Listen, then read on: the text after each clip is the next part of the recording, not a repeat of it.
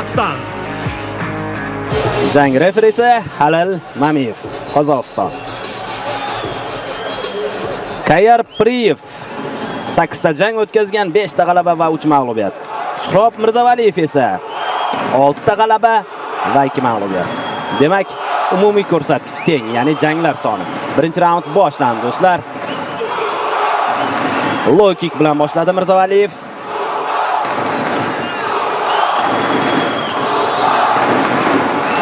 Yosh farqi ham unchalik ko'p emas ekan, 2 yoshni tashkil qiladi. Atiga hamyurtimiz biroz kattaroq, 28 yoshda. Yaqin masofadagi jang.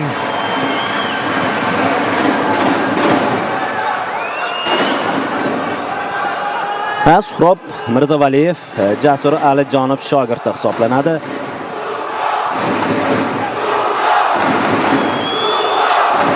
Ruslar qo'llab-quvvatlashini menimcha hamma eshityapti. O'ng qo'l o'tdi Mirzavaliyev. High kick. Bu yerda yaxshi zarba high kickda. Yana bir o'ng qo'l zarbasini o'tkazib yuboryapti. Beriyev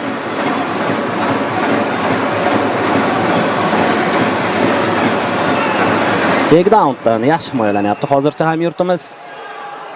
tizza zarbasi.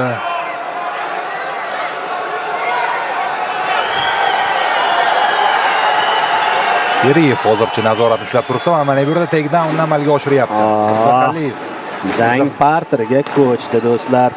Birinchi hozir biroz noqulay holatda qolib ketdi. Birinchi takedown Priyev hisobiga yozilyapti.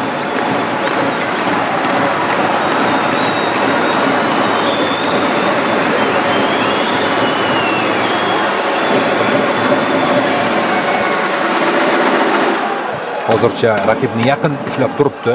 Suhrob Gard holatida davom etyapti jang. Endi bu vaziyatdan chiqishga harakat qilish kerak baribir. Mirzavaliyev hali vaqt bor. Birinchi raundni o'z hisobiga yozdirish uchun bu vaziyatdan chiqib ketish kerak.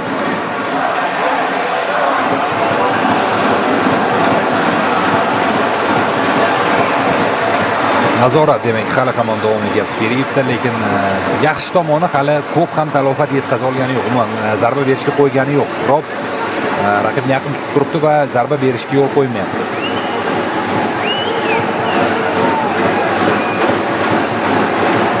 Mana bu yerda chiqib olish imkoniyati bo'ladi.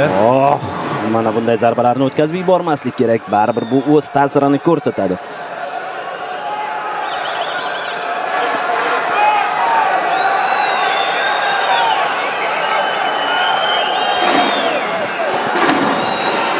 Stoydil harakat qilyapti Mirzavaliyev, lekin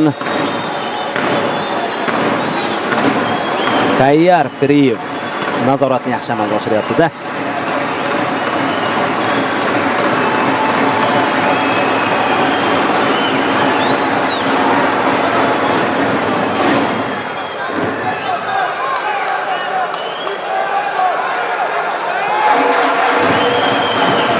Referiga murojaat qilib qolamiz, albatta agar biroz sekinlashsa jang.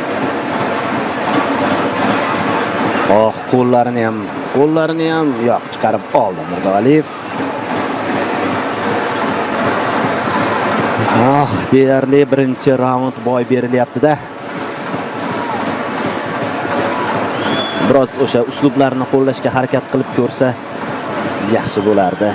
Lekin buning uchun imkoniyat paydo bo'lishi kerak. Bu imkoniyatni esa Priyev hozircha bermayapti.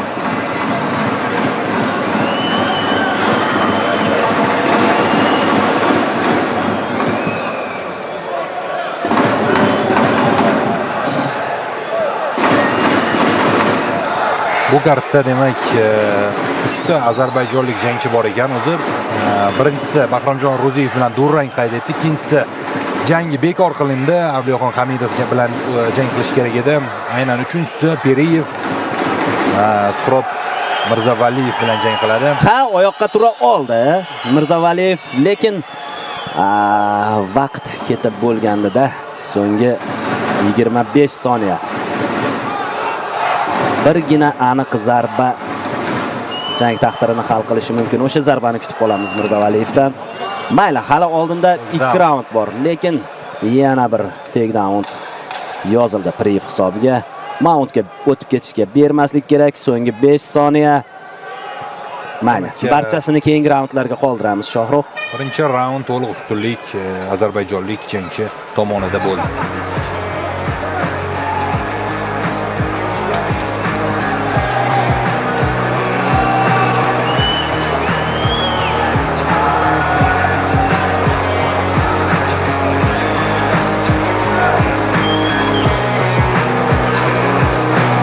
Menimcha kerakli ko'rsatmalar beriladi Mirzavaliyevga va ikkinchi raundni Takroriy lavhalar o'z foydasiga hal qilishga, umuman jang taqdirini hal qilishga harakat qilish kerak. Muhammad Abdurahmonov ham murabbiy hisoblanadi Jasur Alijonov jamoasida. Nazarimda burchagida ko'ringandek bo'lgan edi ushbu mutaxassis ham.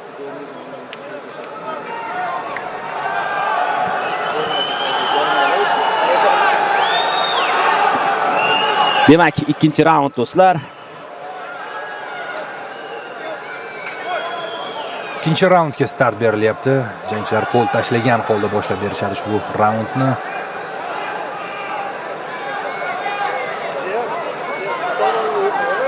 Middle kick.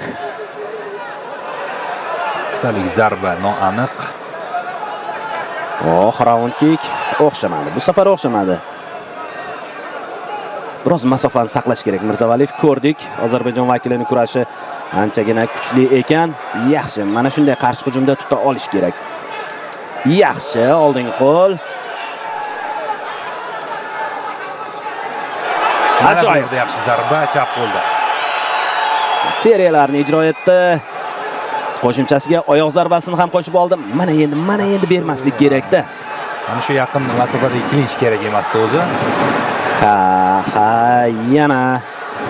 Yana Ozarbayjon vakili jangni parterga ko'chiryapti. Albatta, parter biroz u tarafda yaxshiroq ekan, ya'ni raqib tomonidan kuchliroq ekan. Shu sababdan iloji boricha chiqib bermaslik kerak shu kurashga. Hozircha raund endi boshlandi, bir xulosa qilish qiyin, lekin boshlanishi yaxshi boshlangandi.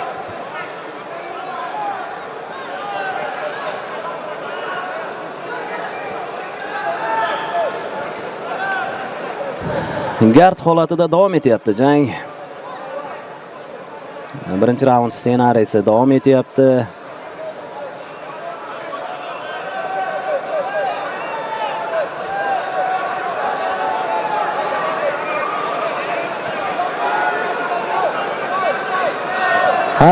Ozarbayjonda ham MMA asta-sekin rivojlanib boryapti. Bilasiz, yaxshi darajadagi, yaxshi saviyadagi jangchilar bor. O'sha Rafael Fiziyev ham Ozarbayjon sharafini himoya qilyapti UFC'da. Tahir Abdullayevni, o'sha Xotanboynazarov sobiq raqibini eslatib o'tishimiz mumkin. Biz esa jangga qaytamiz. Burchak uslubini yo'qqa chiqardi raqib. Lekin Shohruh ikkita jangchimiz chempionlik kamari uchun Ozarbayjon vakiliga qarshi oktagonga ko'tarildi. Uslubiga o'tib olishi mumkin mana bu yerda. Yaxshi. Amalga oshadimi? Timura bu yerda ham oyoq bilan qo'lni qayiryapti. E'tibor bering. Endi yetarli bo'lmasa qo'lni ham qo'shib yuborish kerak yordamga. Bir ikkita zarbalar yo'llashning imkoni yo'qmi? Iloji boricha qo'lga aksentim qaratgan, qayerib olgan yaxshigina. Qanday tarzda? Bir qo'l o'chiq lekin ajoyib uslubda turibdi hozir. Yaxshi, mana zarbalarni yo'llay boshladi Mirzavaliyev. U dosh beryapti.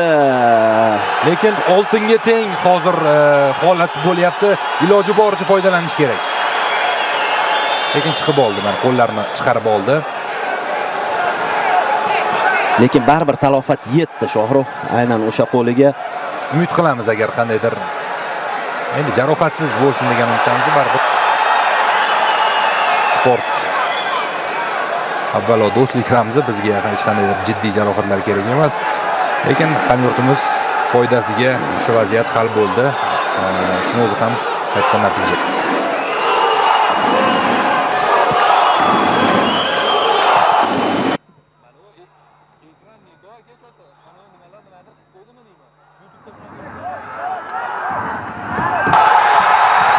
Demak, Arimmarga o'tib ketadimi? Astoydil harakat qilmoqda hamyurtimiz. Yaxshi qulay vaziyat tortish kerak. Yana ham tortish kerak. Mirzavaliyev. Boks bilan harakat qilyapti hozir. Ajoyib do'stlar. Arimbar Mirzavaliyev. Qoyil. Og'ir kechgan jangda baribir mana shu qo'lni bo'ysundirdi.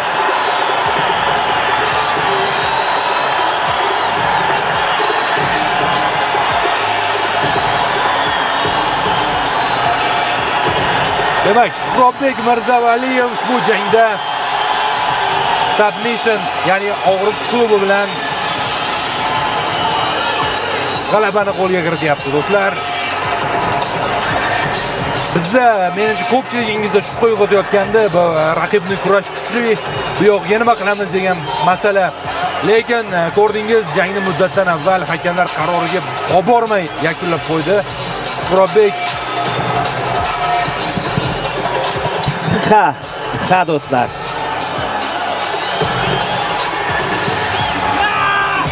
Jiu-jitsu MMA ga kerakligini mana shu epizoddan ham bilib olsangiz bo'ladi.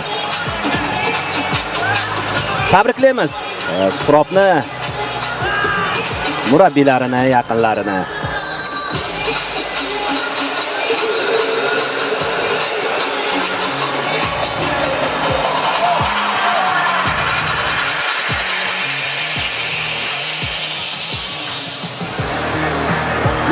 Ozarbayjon vakili birinchi raundda ustunlik qilgan edi. Umuman jangda ustunlikni o'z qo'liga olgan edi.